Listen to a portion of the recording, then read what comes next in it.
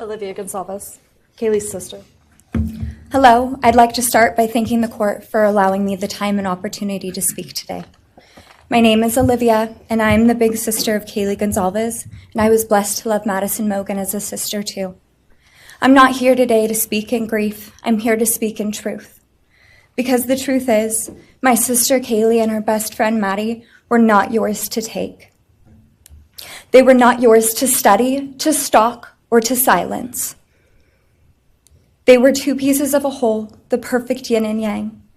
They are everything that you could never be. Loved, accepted, vibrant, accomplished, brave, and powerful. Because the truth about Kaylee and Maddie is they would have been kind to you. If you had approached them in their everyday lives, they would have given you directions, thanked you for the compliment, or awkwardly giggled to make your own words less uncomfortable for you. In a world that rejected you, they would have shown mercy. Because the truth is, I'm angry. Every day I'm angry. I'm left shouting at the inside of my own head everything I wish I could say to you. The truth about me is when I heard the news, I didn't cry. I listened for them. I promised them I would, that I would fight for them, that I would show up no matter what it cost me. I swore I'd never let them feel alone. Because you see, I've always been their heavyweight. I've always been the one to fight the battles they didn't feel ready to fight themselves. All it ever took was a call, and they knew I would handle it for them, no matter the time, no matter the cost. They could wave their white flag because they knew I would never back down, not for them, and not even death could change that. Somewhere along the line, I started to think about what I would say to them if I was given just one last chance. If I could gather enough heartbreak or love or sacrifice or whatever it took to get just one message across, what would I say? Throughout this entire process, I've written my feelings down at every moment, my wishes, my love, my denial, my anger. And as one final act of love, I'd planned to read these thoughts, even jarring and discombobulating and not even making sense. Because for me, that was true love.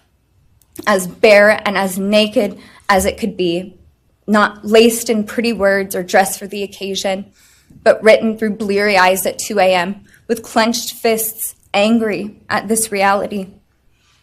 My true final act of love was to continue on without them, for them.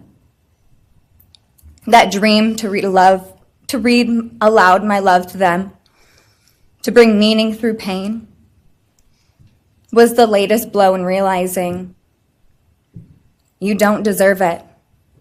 And Kaylee and Maddie don't need it.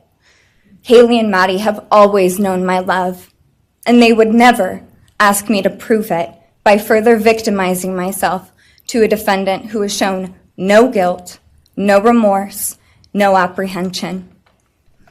They would say to me, "Why would you give the satisfaction of showing vulnerability now?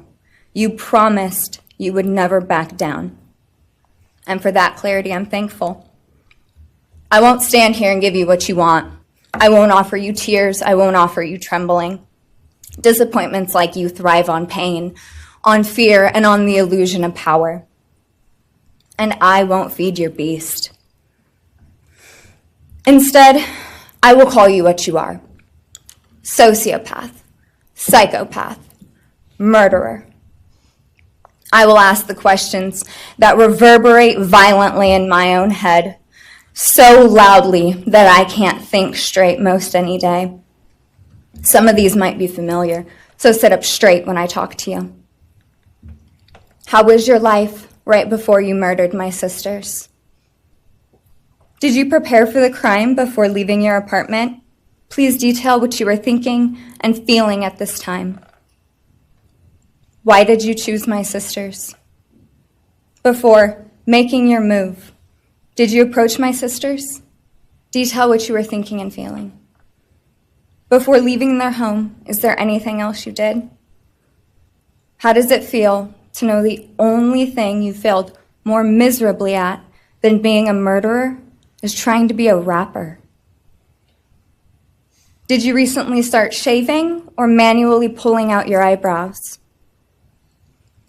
Why November 13th? Did you truly think your Amazon purchase was untraceable because you used a gift card? How do you find it enjoyable to stargaze with such a severe case of visual snow? Where is the murder weapon? The clothes you wore that night? What did you bring into the house with you? What was the second weapon you used on Kaylee? What were Kaylee's last words? Please describe in detail the level of anxiety you must have felt when you heard the Bearcat pull up to your family home on December 30th, 2022. Which do you regret more? Returning to the crime scene 5 hours later, or never, ever going back to Moscow, not even once, after stalking them there for months? If you were really smart, do you think you'd be here right now? What's it like needing this much attention just to feel real? You're terrified of being ordinary, aren't you? Do you feel anything at all? Or are you exactly what you always feared? Nothing.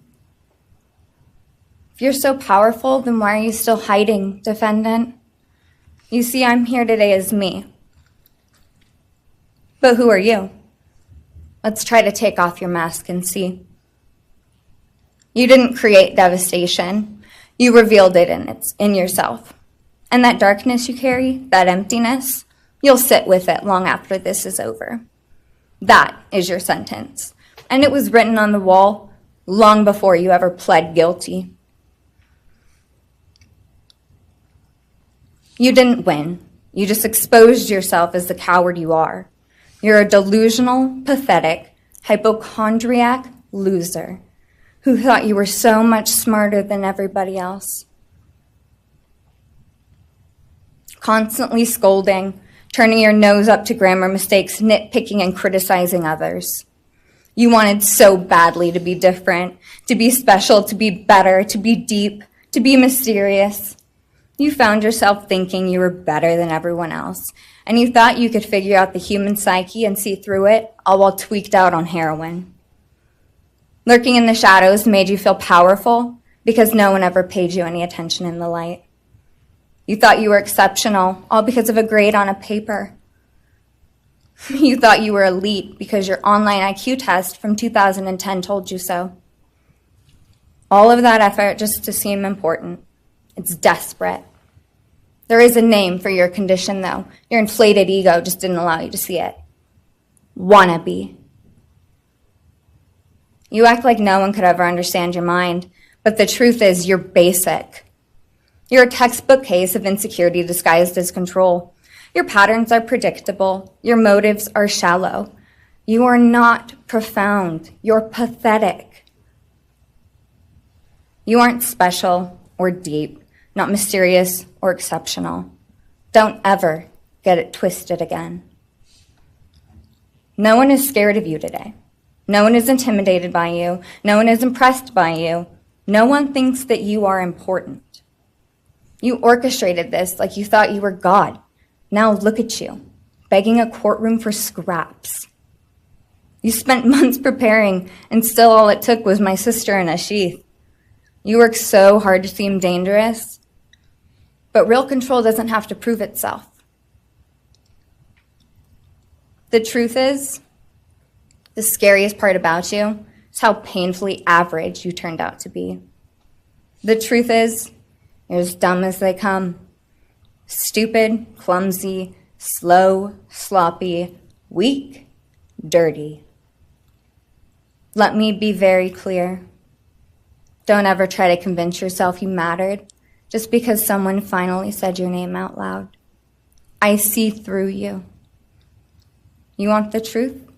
Here's the one you'll hate the most.